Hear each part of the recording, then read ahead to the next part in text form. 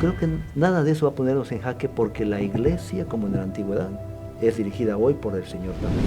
Pero los pastores dedicados son de levantarse temprano,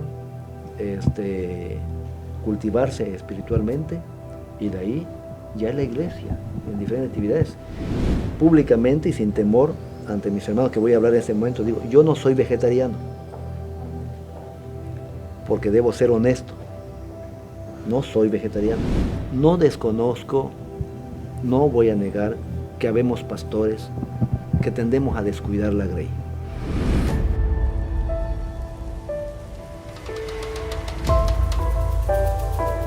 Muchos miembros de iglesia pensamos que es algo fácil, ¿no? Ver a los departamentales, ver al secretario, al presidente, y nos damos cuenta que no, ahora que lo expresa, viven momentos difíciles con esas decisiones, ¿no?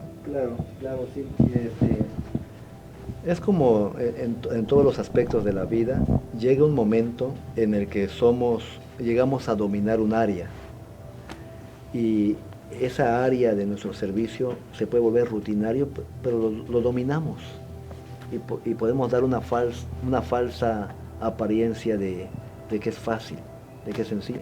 Generalmente la imagen que el hermano ve es un pastor con corbata, ¿verdad? Generalmente con corbata, moviéndose en un vehículo, yendo a atender alguna diligencia y luego lo vemos en otro momento y de pronto pensamos que es así la totalidad del tiempo.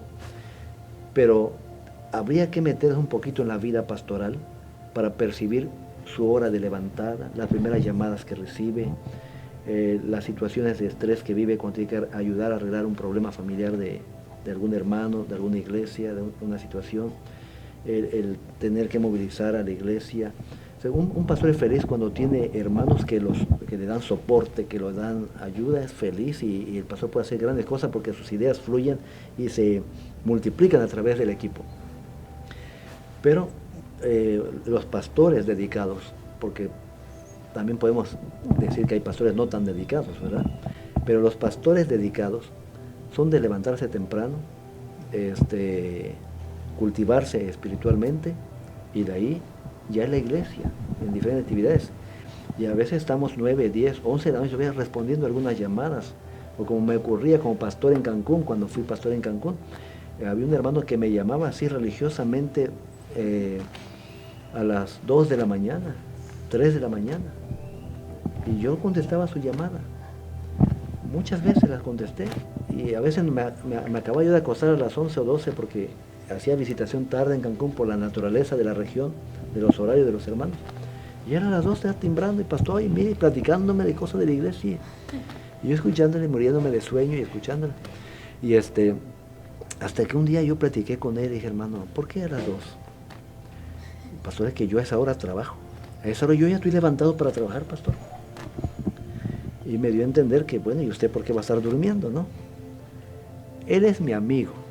Y lo digo con confianza, no va a decir su nombre, pero si él me escucha, sabrá que estoy hablando de él. Él es mi amigo. Pero él así pensaba, porque él creía que mi trabajo como pastor era distinto. Entonces opté por invitarlo a que me acompañe, que esté conmigo. Entonces él me dijo, sí, pastor, yo le acompaño. Y se volvió un laico escudero mío. Desde muy temprano ya nosotros nos movilizamos para empezar a hacer la visitación, los trabajos, los diferentes deberes y comisiones que hay que atender a favor de la iglesia. Y él estaba conmigo. A veces lo soltaba porque tenía que ir a hacer unas ventas porque vendía. Luego otra vez conmigo. Después de los 2 o 3 días que estuvo conmigo y vio que más o menos ese era mi ritmo, me dejó de llamar a las 2 de la mañana. Y un día me confesó que lo hacía a propósito, porque creía que mi día era un día light, y él como laico, como persona común, pues tenía que fajarse los cinturones para trabajar, y a las 2 de la mañana ya estaba despierto para arreglar sus cosas y luego a trabajar, y luego pensaba, el pastor está durmiendo en su casa ahorita, y me despertaba. Conforme él se fue involucrando más conmigo, se dio cuenta que a veces yo me dormía a las 10, 11 de la noche. Casi ese era el horario, porque tenía que visitar hermanos tarde, por sus horarios de ellos, Y yo ocupaba entonces entre 1 de la tarde y 4 de la tarde un horario para descansar, una siesta, pues para soportar el nuevo ritmo, que era muy temprano y muy noche, muy temprano y muy noche. Cuando él se da cuenta de eso, cambió todo, cambió todo. Me dejó de llamar a esa hora, sin embargo yo recibo llamadas si me llaman a esa hora, ¿no? Pero me dejó de llamar y yo tenía unas reuniones los jueves, todos los jueves en una iglesia en mi distrito de capacitación a los laicos, a los ancianos y a los predicadores, todos los jueves de manera religiosa. Y él llegaba todos los jueves a la capacitación, pues ya era mi amigo, y sigue siendo, soy mi amigo. Y un día alguien en la congregación se levantó y empezó a hablar un poquito, haciendo sentir que esperaba más de mí en un sector del distrito. Y yo estaba preparándome para responder al hermano y ver cómo apoyarle. Y el que se levantó así como de resorte y se dio la vuelta y se dirigió al hermano así hasta con tono de regaño, fue él. Y le regañó al hermano. Y tuve que calmar las cosas, diciendo, no, hermano, no es necesario, hermano, tiene usted razón, hay una necesidad que usted tiene allí en su zona, vamos a ver cómo nos organizamos, porque tenemos un equipo de trabajo, todos los ancianos, y pudimos atenderlo, pero vean cómo gira la cosa. Hay que a veces entrar un poquito a ese mundo pastoral. No desconozco, no voy a negar que habemos pastores que tendemos a descuidar la grey. Pero debo reconocer también que lo sabemos muchos, la gran mayoría, que damos la vida por la grey. Y el ritmo de ese pastor es un ritmo pesado. Bueno, pastor, para ir cerrando una de nuestras últimas preguntas de esta entrevista, queremos saber, en un parámetro del 0 al 10, en donde 0 pues sería nada, 10 sería mucho, sería todo, ¿qué grado de satisfacción siente David en este momento? 10, me siento satisfecho. ¿Y de plenitud? 10, me siento contento, me siento pleno. Pero aclaro por qué el 10. Porque siento, así lo creo, que cuando Dios llama a alguien para dirigir o ejercer una función, también lo capacita. Es en ese sentido que pongo 10, no en otro sentido. No en un sentido de arrogancia o de de una autosuficiencia. No, es en ese sentido. Quisiera hacerle dos preguntas en una. La primera sería, ¿qué retos se encuentra David Celis como presidente de la Unión en este momento? Los retos en la Unión. 3. ¿Cuáles serían los 3 o si tiene uno? Y la otra sería, si pudiéramos cambiar un hábito de los miembros de la iglesia, ¿cuál sería? ¿Cuál David Celis cambiaría? ¿Cuál intentaríamos cambiar? Porque los hábitos son hábitos. Retos. Miren, Dios nos ha dado la bendición que en los últimos 9 años esta iglesia en la Unión Mexicana del Sureste se ha ido fortaleciendo. Así que podemos partir del hecho que tenemos una iglesia fuerte. Ahora, retos sí tenemos retos. Un reto puede ser la misma circunstancia actual del COVID, una situación de limitante de movilidad, limitante del culto en la iglesia, que son limitantes. Ese es un reto porque de alguna manera impacta el aspecto financiero de la iglesia. Es un reto a mediano y largo plazo. Pero Dios nos ha demostrado pero ese reto que Él está al control.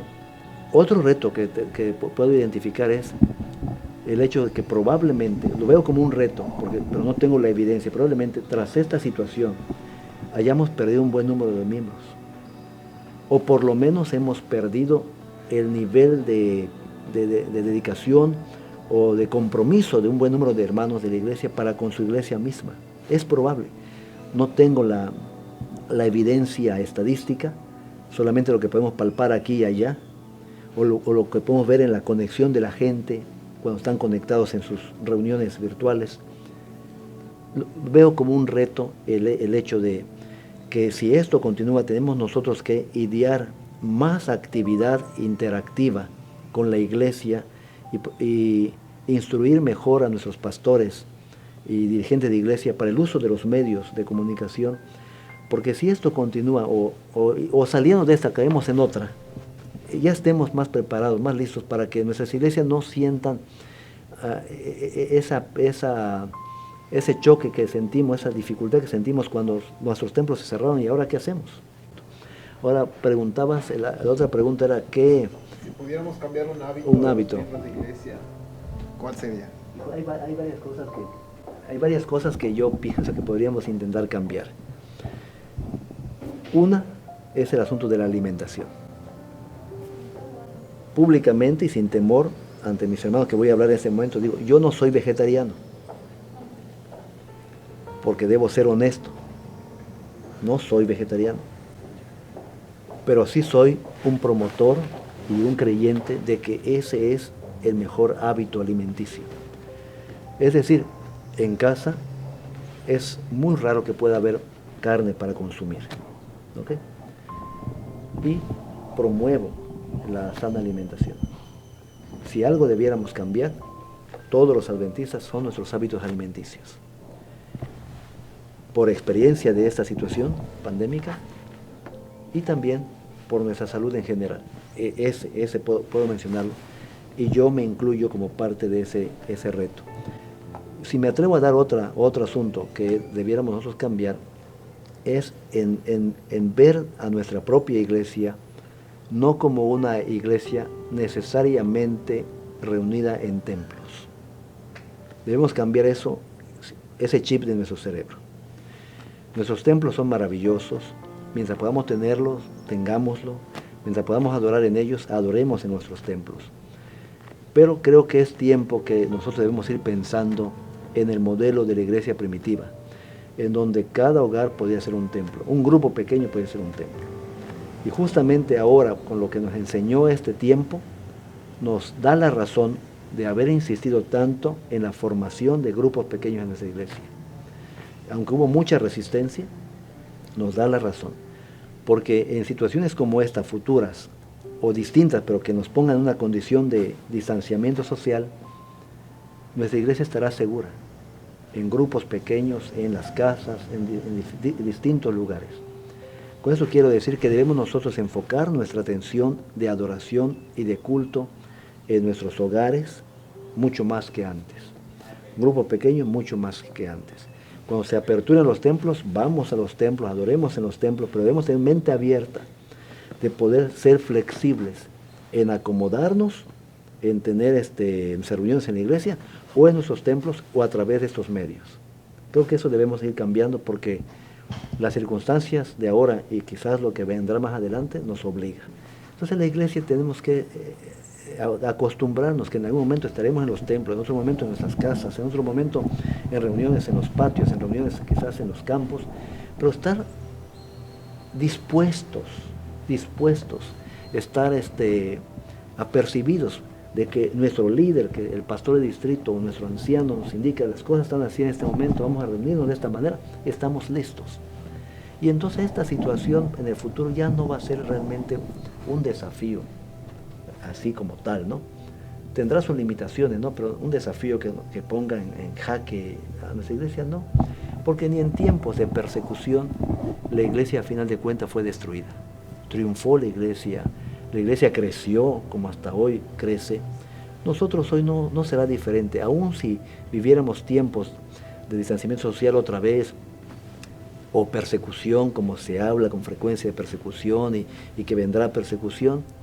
La pregunta es, ¿estamos preparados para afrontar una situación así? ¿Verdad?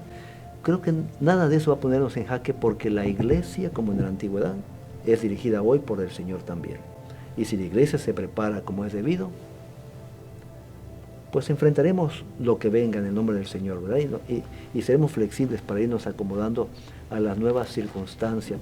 Me refiero a reunirnos o a predicar la palabra ante las nuevas circunstancias que ofrezca ya sea el problema climatológico o social o político, lo que sea, claro.